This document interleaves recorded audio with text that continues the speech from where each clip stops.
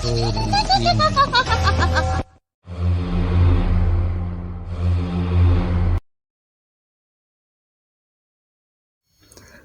রাত অবিনাশ বাড়িতে না ফেরায় তার বাবা পুলিশে খবর দেয়।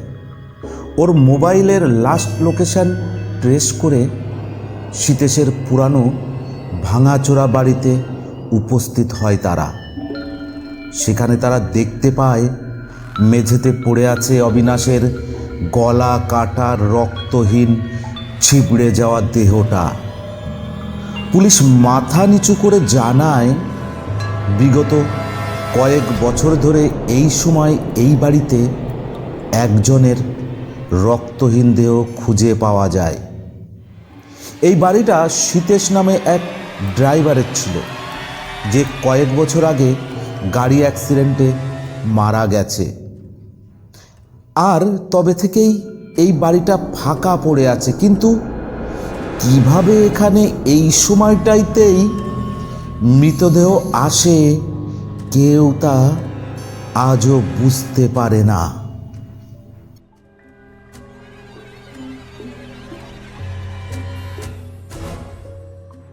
নমস্কার আমার শ্রোতা বন্ধুরা, আশা করি সকলে ভালো ও সুস্থ আছেন।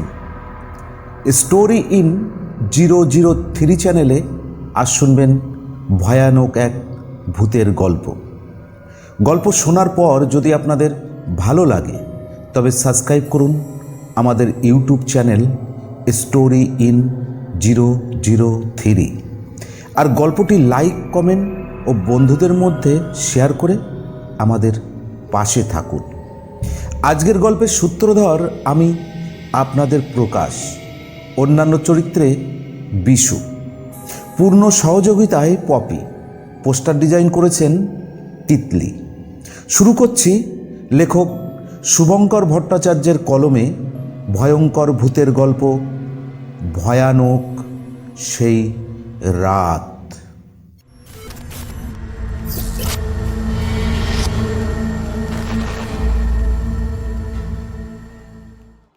অবিনাশ যখন দমদম বিমানবন্দরে নামে তখন রাত হয়ে গেছে।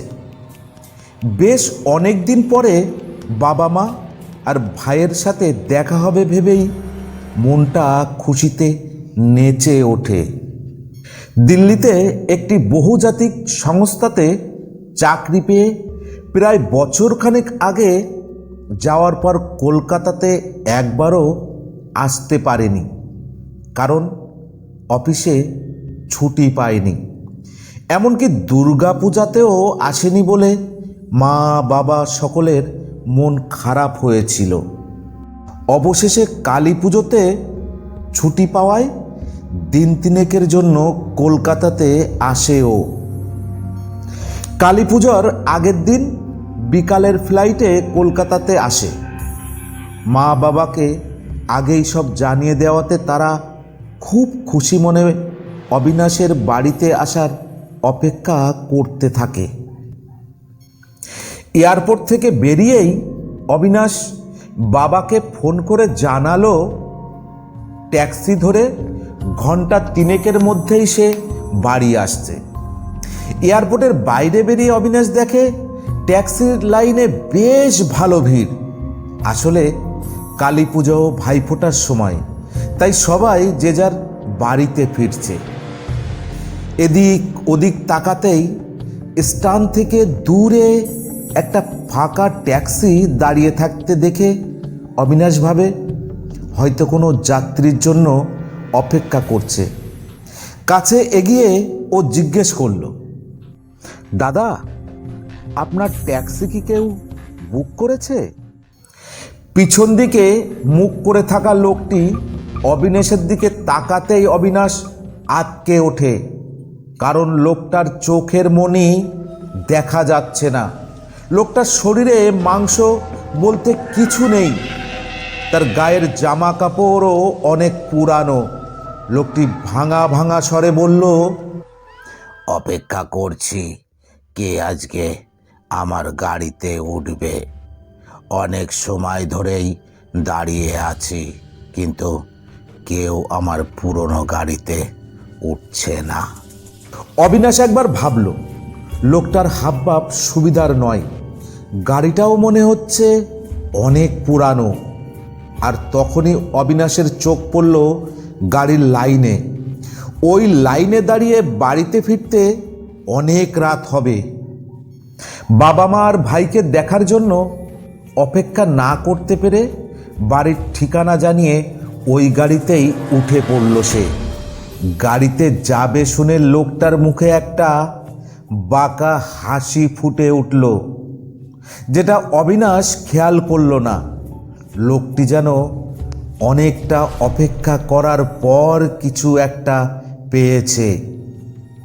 অবিনাশ গাড়িতে উঠে বসল।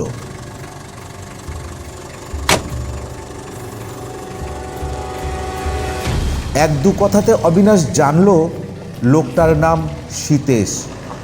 সীতেশ হঠাৎ করে অবিনাশকে বলে বসল, জানেন তো, আজ ভূত চতুর্দশীর রাত। অবিনাশ এমন কথাতে একটু অবাক হয়ে বলল, ভূত চতুর্দশীর রাত কিনা তা আমার জেনে কি হবে?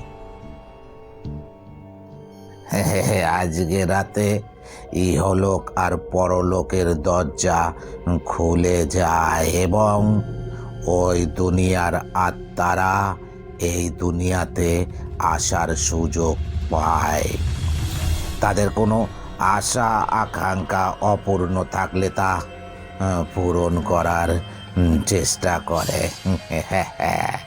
সীতেশের বলার ভঙ্গিমায় অবিনাশের বেশ অস্বস্তি লাগতে লাগলো।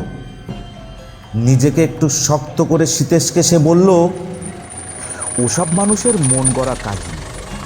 আজকের দিনে আত্মারা আসে, ওইসব কিছুই হয় না, সব ভুজরুকি আর বাজে কথা। সীতেশ কেবল একবার অবিনাশের দিকে তাকায়, আর কোনো কথা বলে না। আরও কিছুটা গাড়ি এগোতেই সীতেশ মেন রোড ছেড়ে ফাঁকা রাস্তা দিয়ে গাড়ি চালাতে শুরু করে। তখন অবিনাশ জিজ্ঞেস করে, মেন রোড ছেড়ে তুমি এটা কোন দিকে নিয়ে যাচ্ছ? চিন্তা করবেন না, শর্টকাটে নিয়ে যাচ্ছি। এই পথে তাড়াতাড়ি বাড়িতে পৌঁছে মা বাবা ছোট ভাইকে দেখতে পাবেন। এই কথা শুনে অবিনাশ বেশ অবাকই হয়। ওর বাড়িতে কে কে আছে ও তো একবারও সীতেশকে বলেনি, তাহলেও জানলো কি করে? পরে অবশ্য নিজেই নিজেকে বোঝালো, হয়তো কথা বলতে বলতে বাড়ির কথা বলে ফেলেছে, এখন ওর মনে নেই। গাড়ি কিছুটা চলার পরেই একটা বাড়ির কাছে এসে সীতেশ গাড়ি দাঁড় করিয়ে বলল,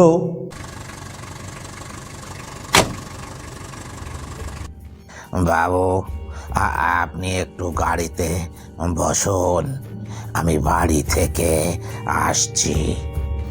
অবিনাশ গাড়িতে বসেই দেখল সীতেশের বাড়িটা ছোট কিন্তু ভারী সুন্দর। কালী পুজো উপলক্ষে টুনি লাইট এবং বাইরে ছোট ছোট প্রদীপ জ্বলছে। বেশ খানিকক্ষণ গাড়িতে বসে থাকার পরেও সীতেশ বাড়ি থেকে আসছে না দেখে বিরক্ত হলো, কারণ এতে ওর নিজের বাড়িতে পৌঁছতে দেরি হচ্ছে। অবিনাশ আরও একটা জিনিস খেয়াল করে, সীতেশের বাড়ির সব দরজা জানলা খোলা, কিন্তু বাড়ি থেকে কারো কোনো আওয়াজ আসছে না। অবিনাশ ঠিক করে সীতেশের বাড়ির ভিতরে ঢুকে দেখবে ও এখনো আসছে না কেন। গাড়ি থেকে বেরিয়ে এদিক ওদিক তাকাতেই অবিনাশ দেখল সীতেশের বাড়ির আশেপাশে আর একটাও বাড়ি নেই, কেবল বড় বড় গাছপালা আর একটি কবরখানা। অবিনাশ সীতেশের নাম ধরে ডাকতে ডাকতে বাড়ির ভিতর গিয়ে ঢুকল। সীতেশ, সীতেশ বাবু, বাড়িতে ঢুকতেই অবিনাশ ধাঁধাতে পড়ে গেল। বাইরে থেকে যে বাড়িটা লাইট প্রদীপ দিয়ে এত সুন্দর করে সাজানো, আর সেই বাড়িটার ভিতরে একই অবস্থা। চারিপাশে মাকড়সার জাল, জিনিসপত্রের উপর দীর্ঘদিনের জমে থাকা ধুলো, আর আর বিকট একটা গন্ধ, যার ফলে অবিনাশের দুপুরে করা লাঞ্চের খাবার যেন বমি হয়ে বেরিয়ে আসছে। এমন সময় যে দরজা দিয়ে অবিনাশ সীতেশের ঘরে ঢুকেছিল সেটা হঠাৎ শব্দ করে বন্ধ হয়ে গেল। চারিপাশে এখন কেবল অন্ধকার। এইবার সত্যি সত্যি অবিনাশের প্রচণ্ড ভয় করতে শুরু করেছে। পকেট থেকে মোবাইল বের করে তার টর্চ জ্বালিয়ে ঘরের চারিদিকে ঘোরাতে ঘোরাতে সীতেশের নাম ধরে ডাকতে থাকে। সীতেশ, সীতেশ বাবু, কোথায় আপনি? ঘরের এক কোণে টর্চের আলো পড়তেই অবিনাশের শরীর বরফের মতো ঠান্ডা হয়ে গেল। ও দেখল ঘরের এক কোণে সীতেশ দাঁড়িয়ে আছে। কোন সীতেশকে সে দেখছে? ওর মাথাটা সামনের দিকে হলেও শরীরটা পিছনের দিকে। দুটি চোখে মণি বলে কিছুই নেই, শুধুই অন্ধকার। পা দুটো বাঁকা, আর হাতে একটা ধারালো ছুরি, যাতে শুকিয়ে যাওয়া রক্ত লেগে আছে। সেই অবস্থায় সীতেশ হাসতে হাসতে বলে,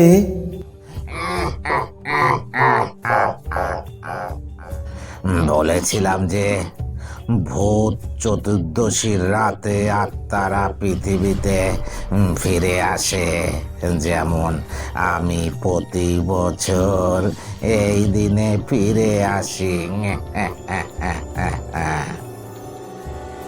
তবে তবে তুমি কি ইচ্ছা করে আমাকে আমাকে এখানে এনেছো? প্রতি বছর এই রাতে আমি একজন জীবিত মানুষের রক্ত পান করি, আর 5 জন জীবিত মানুষের রক্ত পান করলে আমি শয়তানের আশীর্বাদ পাব, আমি অমর হয়ে যাব। মরার আগেও আমি এই কাজ করে গেছি। তখন রক্তহীন মৃতদেহ মাটিতে পুঁতে দিতাম। কয়েক বছর আগে গাড়ি অ্যাক্সিডেন্টে আমি মারা যাই।